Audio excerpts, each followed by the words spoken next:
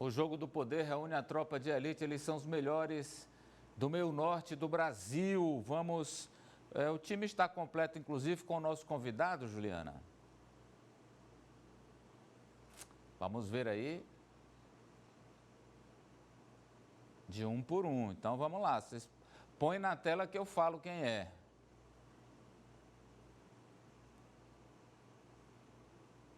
Olha o João Carvalho, o homem que fala alto. Boa tarde, João. Boa tarde, Amadeu de Carvalho Campos Filho. Boa tarde, meio norte do Brasil.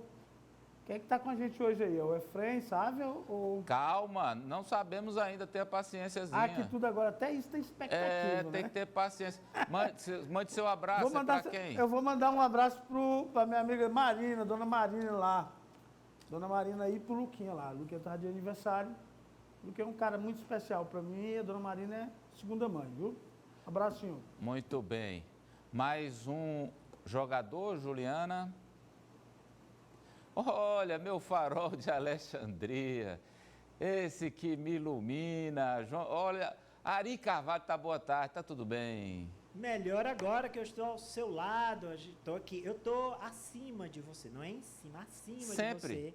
Estou aqui no andar de cima, você está no sempre. andar de baixo, no nosso estúdio. Eu estou nos estúdios da Rádio Jornal Meio Norte. Quero aproveitar e mandar um abraço coletivo para todos os ouvintes da 90.3 que estão conosco neste momento, Amadeu Campos. Muito bem, no Jogo do Poder.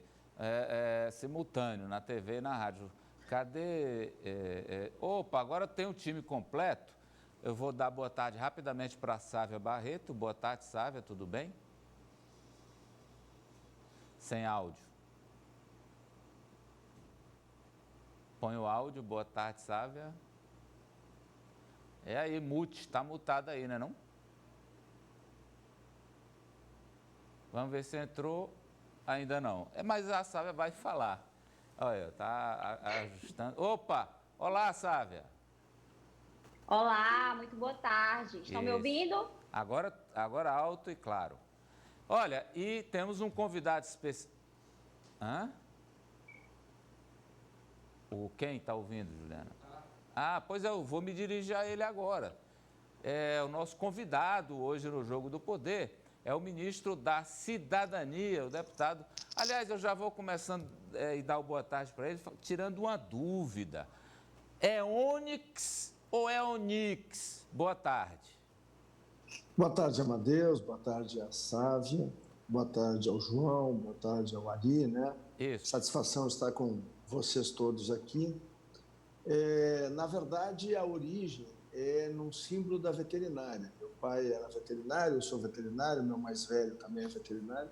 Nós temos 3 gerações de veterinários da minha família. E o símbolo da veterinária era a pedrinha ônix.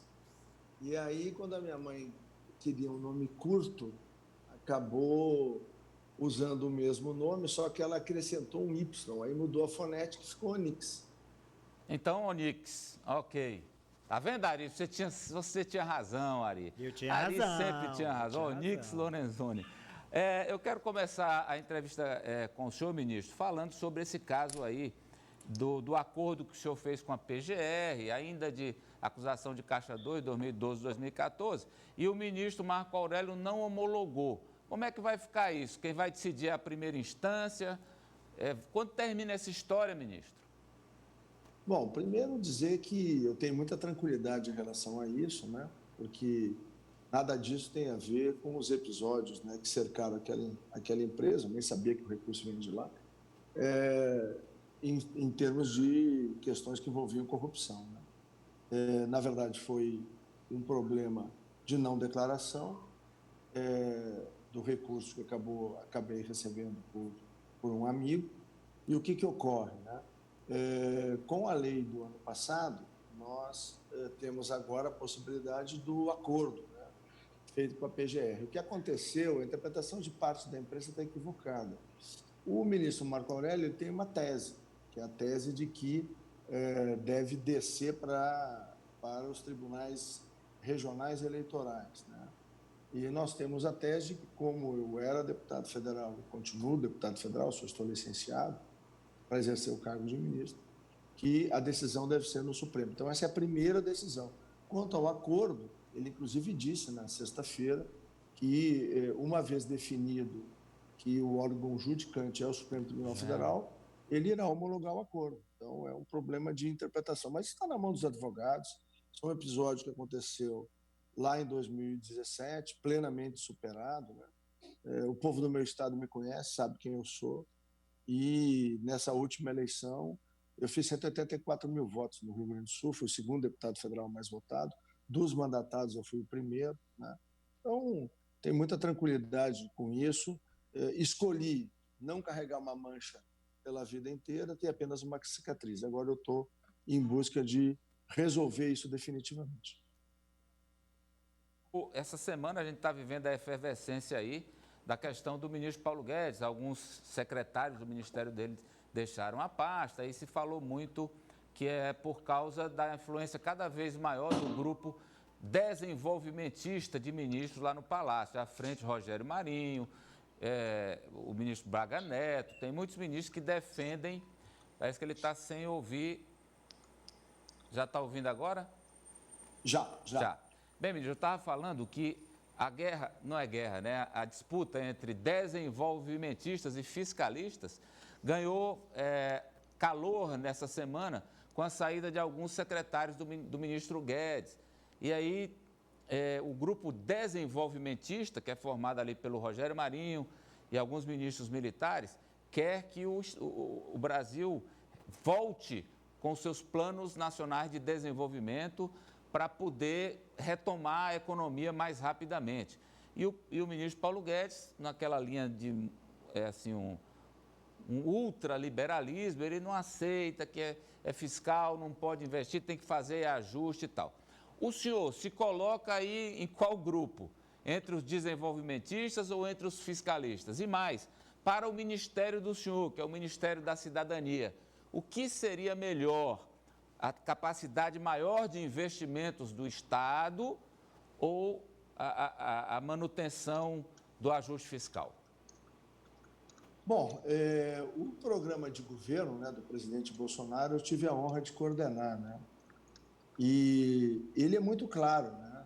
Está lá, ele é um farol, né? Quem quer saber para onde é que vai o governo Bolsonaro, basta ler, né? O Caminho para a Prosperidade, que é o nome que a gente deu no programa, um programa que não entrava em nenhum detalhamento, ele fazia apenas a orientação de qual seria o norte, a todo o grupo que viabilizou a eleição do presidente Bolsonaro, né, do ex-deputado Jair Bolsonaro. Ele é uma união, né, de liberais e conservadores, é uma primeira vez que essa aliança tinha um candidato competitivo e que ela se apresenta de maneira muito clara, né, no programa de governo do presidente Bolsonaro. Enquanto nós, o ano passado, ajudei, ainda em 2018, a fazer a transição, eu fui ministro da transição, depois chefiei a Casa Civil por 14 meses, todo o nosso trabalho foi exatamente em poder recuperar a confiança interna, a confiança externa. E aí nós trabalhamos com a digitalização do governo, nós trabalhamos com a redução do déficit primário, nós fizemos a reforma da Previdência, a maior reforma previdenciária feita por um país ocidental de uma única vez, quer em amplitude, quer em profundidade. Nós, com o PPI, buscamos 500 bilhões de reais, né, de investimentos privados na infraestrutura pública, né? Por 9 meses nós tivemos a responsabilidade de coordenar o PPI, então eu conheci bem esse processo. Nós temos um volume gigantesco de oportunidades, né, que deverão ocorrer ao longo deste segundo semestre ainda e para o ano que vem, na retomada. O Brasil recuperou a confiança externa, eu tive em contato com o Canadá, Estados Unidos, com a Espanha, com a Itália, com a Alemanha, com a Inglaterra, com os árabes, com os russos, com os chineses, com os japoneses. E o que a gente viu ao longo de todos esses contatos, né? Todos eles acreditando e muito no Brasil, acreditando muito no nosso país. Um exemplo aí é a Ferrogrão, né, que deve ir a leilão ainda esse ano. E a Ferrogrão, quando a gente começou o governo, não tinha nenhum player interessado nela. É uma ferrovia que se chama tecnicamente de Greenfield, ela vai do zero até a conclusão, são 953 quilômetros, vai reduzir 40% do custo logístico, principalmente da produção do centro-oeste brasileiro, levando ela lá para o Amazonas e por lá saindo, né, em direção aos países exportadores. E nós deveremos ter na disputa, fruto de tudo que foi feito o ano passado, e aí tanto o Salim quanto o Paulo Weber participaram ativamente, nós vamos ter o quê? Nós vamos ter os árabes, os russos, os chineses e ainda consórcios europeus que vão disputar a Ferrogrão, um investimento de 3,1 bilhão de dólares. Então, não é qualquer investidor que vem, né? Então, isso demonstra que o Brasil está muito sólido fora. E isso foi feito em cima da construção, né, de um governo que, desde a campanha do seu programa de governo, sempre simbolizou a tentativa de fazer o Estado brasileiro dar um passo para trás para que a sociedade brasileira pudesse dar muitos passos à frente. E quando nós fizemos a Lei de Liberdade Econômica, desde que o Brasil é independente, desde 1822, que pela primeira vez o cidadão ou a cidadã, diante do agente público, tem razão, né? Assiste a ele razão, até que o Estado prova o contrário. Então, nós tivemos muitos avanços no ano passado e nós vamos continuar neles, né? Essa é uma falsa, desculpe, mas é uma falsa polêmica, é uma falsa discussão, essa questão se desenvolvimentismo ou liberalismo, né? Essa coisa do Estado investidor é coisa para Dilma. E era coisa que teve origem nos governos militares, porque nós estamos falando de 1960. O mundo era completamente diferente, o mundo ficou plano, nós temos comunicações instantâneas. Hoje, o investimento no Brasil é discutido na China, na Rússia, nos Estados Unidos, no Canadá ou na Europa. Completamente diferente do que se vivia na década de 60. Então, não teremos... Na verdade, essa é uma falsa discussão. Não teremos o programa Pro Brasil, então? Não, mas isso não tem nada a ver uma coisa com a outra. O Pro Brasil, na verdade, surgiu no ano passado. Nós queríamos dar um nome para as ações na infraestrutura. Eu era chefe da Casa Civil. Pela primeira vez, eu conheci a apresentação que foi desenvolvida originalmente lá no Ministério da Infraestrutura, pelo ministro Tarcísio. E eu disse, olha, esse é um nome tão bom que nós podemos fazer dele um grande guarda-chuva para os programas todos de infraestrutura, não apenas na área rodoviária, ferroviária, portuária ou aeronáutica. Porque nós temos, né, transmissão de linhas de energia, a gente tem petróleo, a gente tem geração de energia através da eólica, né, da solar. Existe uma série de ações de infraestrutura, o próprio saneamento no Brasil, que, no meu entendimento, naquela época, merecia ter uma marca. E era isso que o ministro Braga Neto, que competentemente comanda hoje a Casa Civil, ele está tentando estruturar. Mas a oposição está chamando de novo PAC. Bom, mas quem gosta de PAC é petista, nós não. Vamos lá, Ari. Ministro, o senhor é um crítico da esquerda e do que o senhor chama de extrema imprensa, que o senhor disse que vem tentando desgastar o presidente Jair Messias Bolsonaro desde que ele assumiu. Mais recentemente... Antes até. Mais recentemente... Muito antes. Pronto. Mais recentemente, o senhor disse, olha, agora estão aproveitando a pandemia, o fator coronavírus, para tentar, mais uma vez, desgastar o presidente diante da opinião pública, diante do povo. Essa esquerda e esta extrema imprensa, que eu queria que o senhor aproveitasse a resposta para explicar o conceito. E aí o senhor disse, mas não vai adiantar porque é um exemplo, o presidente está dando exemplo ao mundo. Então eu gostaria que o senhor comentasse a postura do governo no combate à pandemia e de que forma a esquerda e a extrema imprensa tentam minar essa postura dele. Bom, primeiro a gente volta lá nas pesquisas do Ibope e Datafolha de primeiro e segundo turno, né? A última coisa que a Globo e a Folha de São Paulo desejavam a eleição do presidente. Por quê? Todas ganharam muito dinheiro nos governos petistas. O pão, queijo é esse. A Folha, se não tivesse ganhado, não me lembro se é 60, 70 milhões lá do FINEP, não tinha feito a maquininha que sustenta ela hoje. É simples assim. Tá?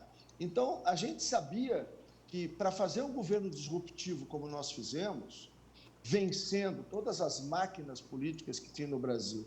E quando o presidente me colocou lá na transição, depois na Casa Civil, nós olhamos o cenário e o governo foi montado com absoluta independência dos ministros, sem nenhuma conotação político-partidária.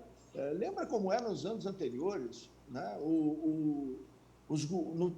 Na virada do primeiro para o segundo turno, já sabia quem era o ministro disso, daquilo, dependendo do que o candidato ia ganhar, fruto dos acordos que haviam sido feitos. Quais são os grandes exemplos disso? Mensalão e Petrolão. Quando termina o Mensalão, eu era membro da CPI, um grupo de jornalistas me perguntou e me disse: esse é o maior escândalo de corrupção da história do Brasil? Eu disse: não. O Mensalão, perto do que está acontecendo na Petrobras, ou vai acontecer na Petrobras, aqui vai ser coisa de trombadinha. Coisa de tubarão grande vai ser lá na Petrobras. E por que eu fixei isso em 2006? Primeiro, porque eu acompanho o PT, escrevi 5 livros, acompanho o PT desde 1988, quando eu disputei com eles a Prefeitura de Porto Alegre. Então, eu conheci os métodos, eu conheci a forma, né?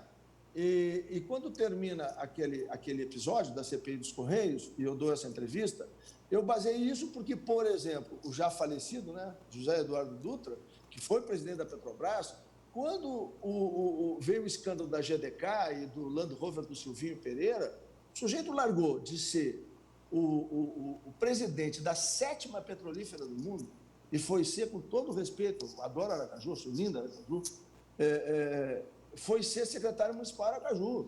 Por que ele mergulhou? Nós tentamos trazer a diretoria da Petrobras naquela CPI, nunca conseguimos. Pois muito bem, daí para frente, o presidente se comprometeu a fazer uma ruptura com isso. E nós montamos um governo completamente disruptivo. E pode dar um Google aí, não tem manual, nem tutorial de como é que bota no lugar do presidencialismo de coalizão, né, um governo. Nós fomos aprendendo, o próprio parlamento, que renovou 50% da Câmara, 50% do Senado, né, em números redondos, eles também foram aprendendo a conviver, de que aquele sistema antigo não vigiria mais, tudo que se relacionou na relação com os demais poderes também. Então, hoje nós vivemos um momento que eu entendo que é um momento de amadurecimento de todos os poderes, no sentido de entender que nós precisamos nos unir, vencer a pandemia e retomar o crescimento do Brasil. E lá em 2022 nós vamos discutir quem é que vai comandar o Brasil, né? Agora, há uma parcela importante da extrema imprensa, há uma parcela importante no Brasil que só vê coisa negativa, de manhã, de tarde, de noite. Isso é fato. O que aconteceu? A sociedade, com as redes sociais, entendeu isso.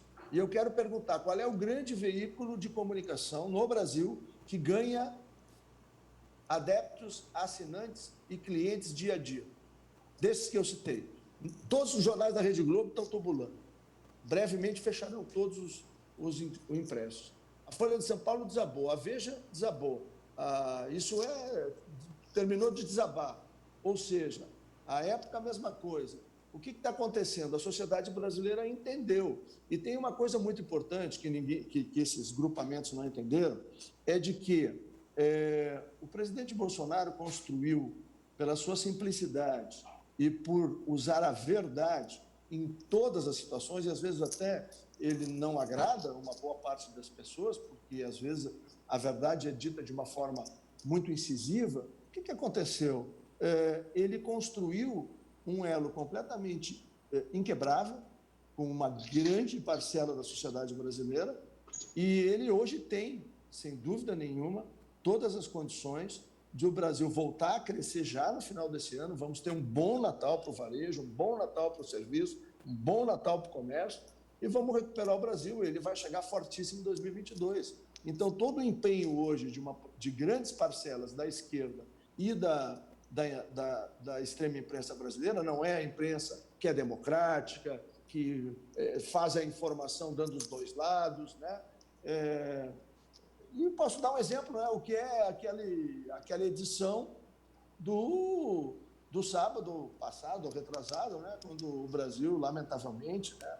E eu sou um cara de muita fé, sou evangélico, sempre peço a Deus para confortar as famílias, né? Se a gente tivesse perdido uma vida, já era uma tragédia, 100 mil é uma grande tragédia. Mas a Globo fez um programa botando seus 2 principais âncoras, parecia que o Brasil tinha ganho a Copa do Mundo. E isso demonstra, né, uma forma absolutamente inaceitável. A sociedade se revolta com isso. Penso que com isso enfraquece o presidente, fortalece ainda mais o presidente. Sávia.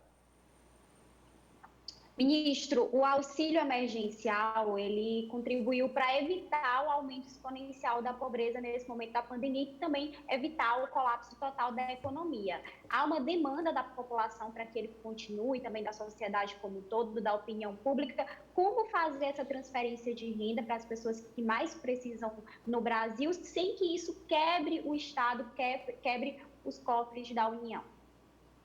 Obrigado pela pergunta, Sávia. Primeiro, lembrar o seguinte, né? O presidente Bolsonaro era acusado de acabar com o Bolsa Família. O presidente Bolsonaro criou o 13º do Bolsa Família.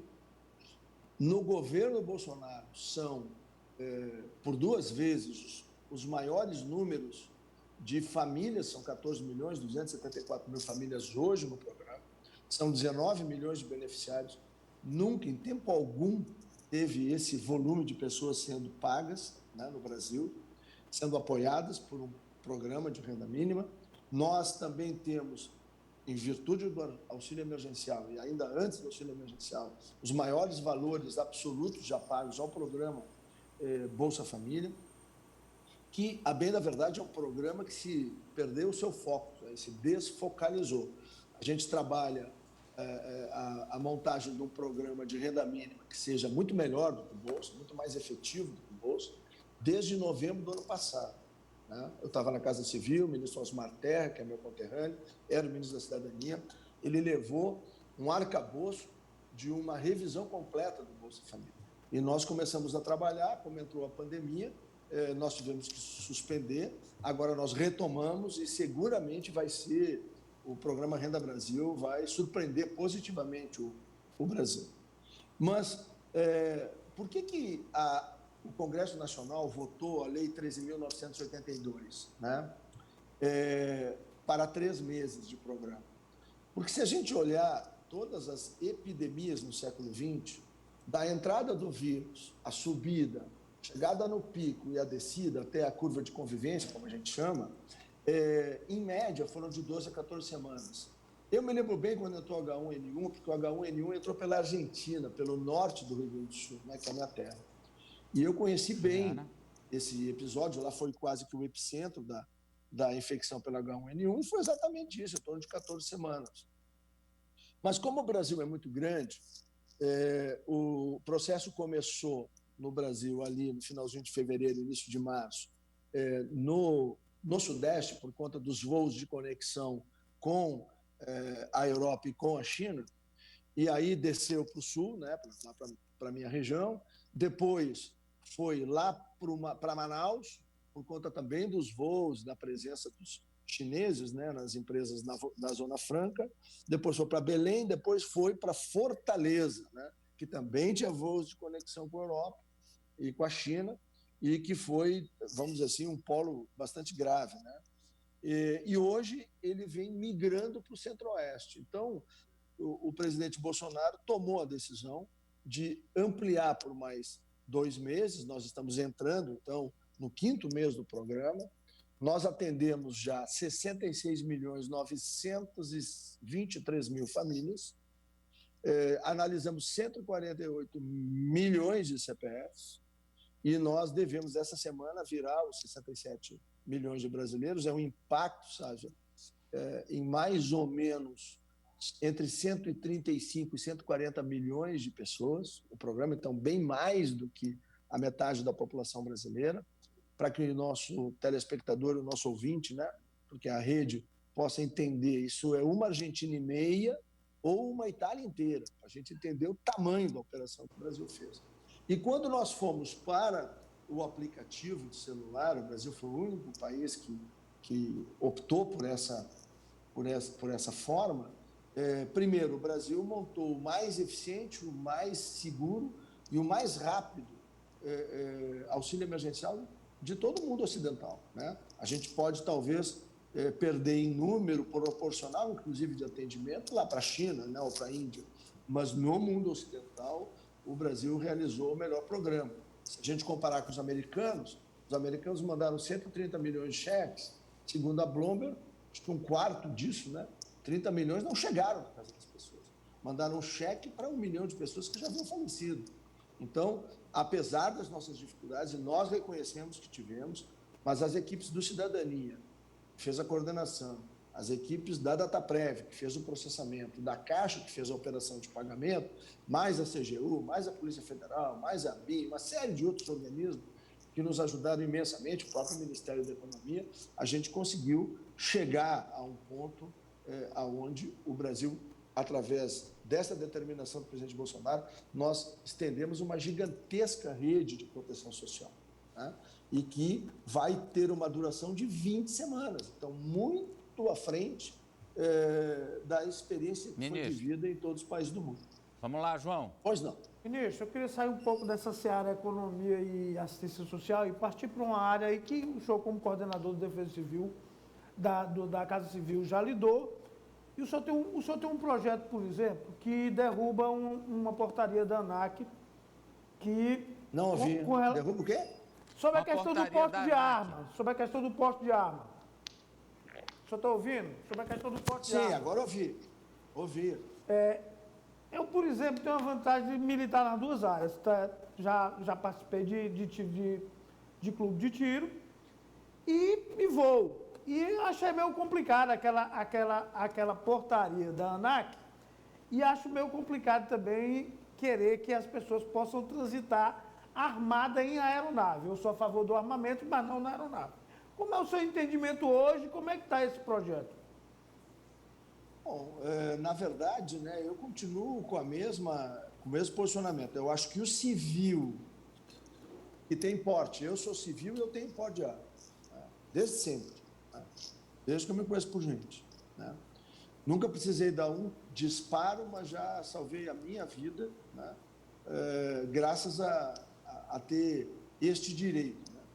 Agora, o que eu questionei muito era a burocracia que se estabeleceu, né, e a proibição para que o agente policial, depois do 11 de setembro, nos Estados Unidos, em vários países do mundo, normalmente nos voos de longo alcance, ou mesmo nos voos internos, como no caso dos americanos, sempre tem um policial armado dentro do avião.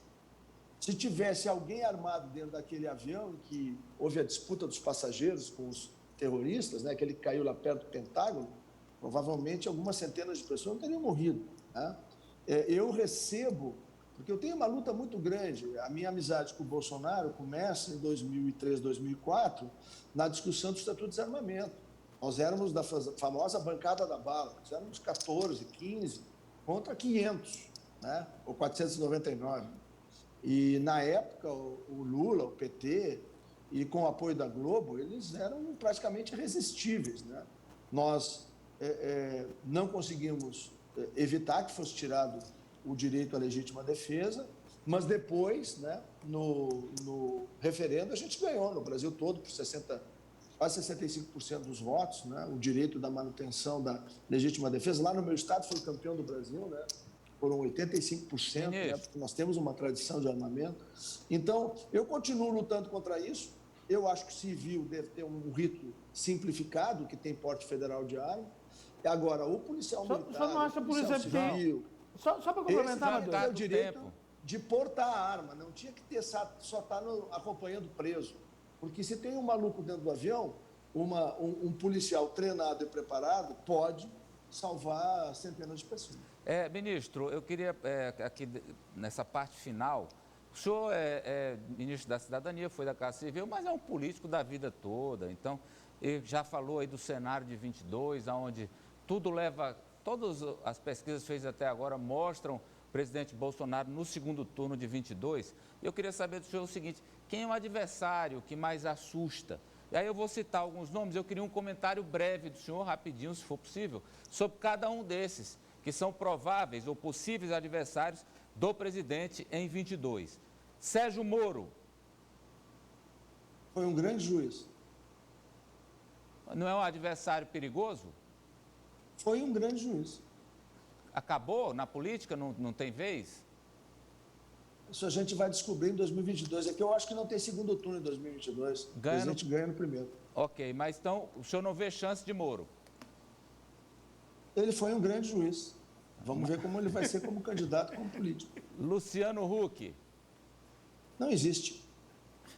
Fernando Haddad. Isso já provou que não vai a lugar nenhum. É pior que o poste do Lula.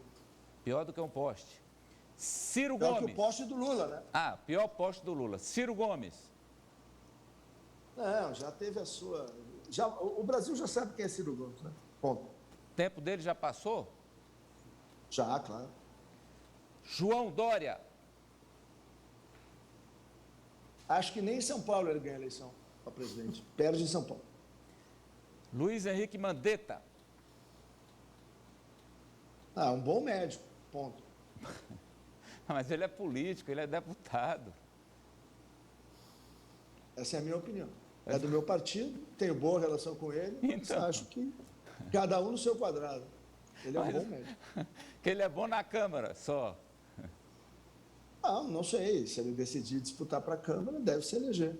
Agora, a presidência da República é uma outra conversa. Então o senhor está dizendo que Bolsonaro ganha no primeiro turno, nenhum desses aqui assusta. De jeito nenhum. Então, quero deixar esse espaço final para que o senhor se dirija à nossa audiência. Olha, nós somos vistos, viu, ministro, por 20 estados brasileiros. 7 em TV aberta, que são parceiras aqui da Rede Meu Norte. E em 13 estados a gente tem em canais a cabo o nosso sinal chegando, tá? Então, eu queria que o senhor se dirigisse à nossa audiência nesse final. Bom, então eu vou aproveitar, primeiro agradecer em nome do presidente Bolsonaro por esse espaço, né? Que a gente prestou uma série de informações e serviços. E eu queria concluir, né, dizendo que, primeiro, eu gostei muito do programa e me coloco à disposição para voltar. Mas tem uma coisa que eu acho que é muito importante ser falada para o cidadão que fez o seu cadastramento e não foi considerado elegível, né? A gente pode, por exemplo, simular uma hipótese aqui do seu João Silveira, que teve empregado até fevereiro, perdeu o seu emprego, tinha mais de 2 anos de empresa, portanto, ele tinha direito ao seguro-desemprego. Aí ele se inscreveu em abril, recebeu março, abril e maio. Escreveu em abril, claro, estava recebendo seguro-desemprego, não foi aprovado. Ele se inscreveu em maio, estava recebendo seguro-desemprego, também não foi aprovado. Ele escreveu em junho. E o que pode ter acontecido? Pode ter acontecido de que a informação não chegou a tempo na DataPrev. Isso pode acontecer. Existe um gap aí entre o que acontece nos estados até que a informação chegue na União. Então, o melhor caminho para a contestação, tem milhares de brasileiros, são 20 estados, eu vou dizer que tem milhões de brasileiros nessa expectativa. Então, tem 2 caminhos para contestar, para tentar buscar o auxílio emergencial. O primeiro deles é na DataPrev, no site da DataPrev, tem um tutorial, está bastante facilitado.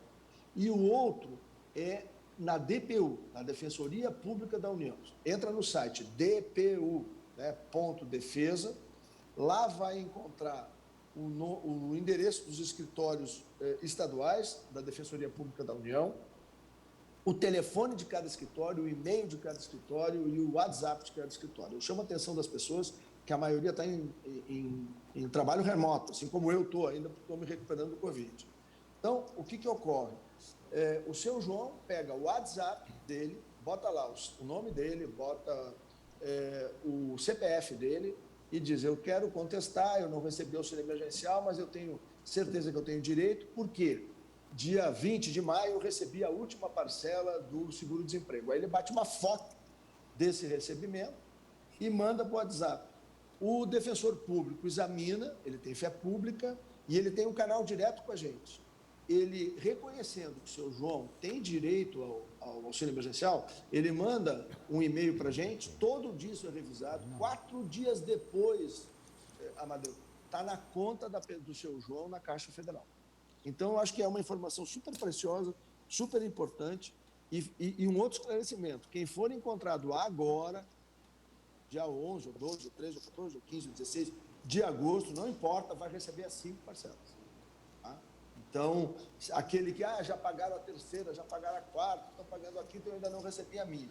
uma vez identificado que ele tem direito, ele vai mês a mês receber as 5 parcelas. Tá bom? Ok, ministro, obrigado, viu, pela gentileza de ter nos atendido, conversado com a nossa audiência.